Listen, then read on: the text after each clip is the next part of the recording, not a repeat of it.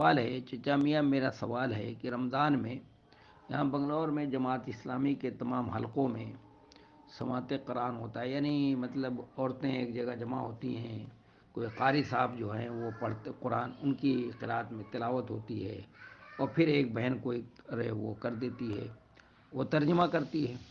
اس طرح سے وہ قرآن لوگ پڑھتے ہیں اور سنتے بھی ہیں، سنتے ہیں اور اس کا ترجمہ بھی سنتے ہیں۔ تو یہ سوال ہے انہوں کرنا ہے کہ کچھ لوگ کہتے ہیں کہ یہ بدعت ہے۔ دیکھیے بھائی، ہر چیز بدعت نہیں ہوتی، پہلے ایک بات سمجھ لیجئے، ہر نئی چیز کو بدعت نہیں کہتے ہیں۔ یہ تو ہر نئی چیز بدعت ہونے لگے تو مدرسوں کا میں جو نظام الاوقات ہے وہ بدعت ہو جائے، آپ کہیں گے۔ حالانکہ اس کی نظیر موجود ہے، ہمارے سامنے موجود ہے کہ نبی علیہ الصلوۃ والسلام بھی صحابہ کرام کی نگہداشت فرمایا کرتے تھے ان کے فرصت کے وقت کا، اور جو دن متعین کرنا، کسی جگہ پر وہ درس ہونا کے لیے جمع ہوں، قرآن پڑھیں سنیں، ایسا بھی حضرت عبداللہ ابن مسعود رضی اللہ تعالیٰ عنہ ہر جمعرات کے دن درس قرآن دیا کرتے تھے۔ اور حضرت عبداللہ ابن عباس کے بارے میں بھی ہے، عبداللہ ابن مسعود تو دیتے ہی تھے، بخاری کے اندر موجود ہے، جمعرات کے دن دیتے تھے۔ اور عبداللہ ابن عباس کے بارے میں بھی ہے کہ خانہ کعبہ کے صحن میں بھی دیتے تھے اور دوسری جگہ قرآن کا درس دیتے تھے۔ تو ہر چیز کو بھائی بدعت نہیں کہا جاتا، ہر نئی چیز بدعت نہیں ہوتی۔ وہ نئی چیز بدعت ہے جو اس کو دین سمجھ کر کیا جائے۔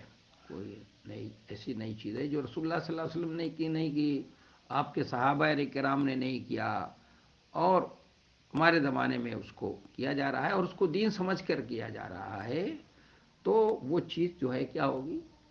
وہ بدعت ہے، اس کو بدعت کہتے ہیں۔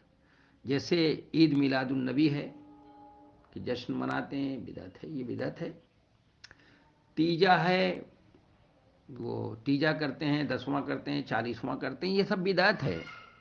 لیکن یہ کہ یہاں پر عورتیں ایک نیک مقصد کے تحت ان عورتوں کو جمع کیا جاتا ہے کہ وہ آئیں قرآن کو اچھی قرأت کے تحت ایک قاری کی آواز میں اس قرآن کو سنیں، اور پھر اس کا ترجمہ بھی سنیں تاکہ اس کو سمجھیں اور وہ اپنی زندگیوں کو بدلنے کی کوشش کریں، ان کی تربیت ہو۔ چونکہ قرآن آیا ہی ہے کس لیے؟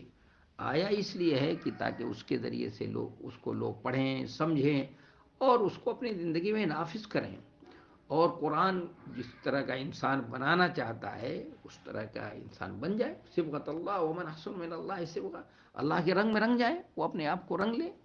تو اس لیے اگر اس مقصد کے لیے کرتے ہیں، جمع ہوتے ہیں، تو جیسے درس قرآن کے لیے کسی کو جمع کر لیا جائے، قرآن کا ترجمہ سنانے کے لیے جمع کر لیا جائے، وہاں پر قرآن کی تلاوت کر دی جائے، اور پورے قرآن مثلاً 20 دن میں اگر مکمل کیا جاتا ہے تو اس کو بدعت کہتے ہیں۔ تو میرا خیال ہے کہ یہ بدعت کہنا صحیح نہیں ہے، ان کو سوچنا چاہیے۔ میں نے عرض کر دیا کہ ہر نئی چیز بدعت نہیں ہوتی ہے، ہر نئی چیز بدعت نہیں ہے، اس کی نظیریں موجود ہیں نا۔ درس قرآن اگر کوئی دے رہا ہے تو کیا ہوگا؟ بدعت ہوگا اس وقت۔ درس قرآن کی تو نظیریں موجود ہیں ہمارے پاس، یہ قرآن پڑھنے کے لیے، سمجھنے کے لیے، ان کا تو قرآن تو انہی کی زبان میں تھا، آج ہمارے زبان میں نہیں ہے۔ ہماری زبان تو اردو زبان ہے، وہ عربی زبان میں ہے، تو اس کے لیے عورتوں کو اگر بلا لیا جائے، جیسے کہ رمضان قرآن کا موقع ہے، قرآن سے لوگوں کو جوڑنے کے لیے، قرآن لوگوں کے سمجھنے کے لیے اگر اس طرح سے جمع کیا جاتا ہے تو اس میں سمجھتا ہوں کہ کوئی حرج کی بات نہیں ہے۔ میں سمجھتا ہوں کہ یہ بات واضح ہوگی۔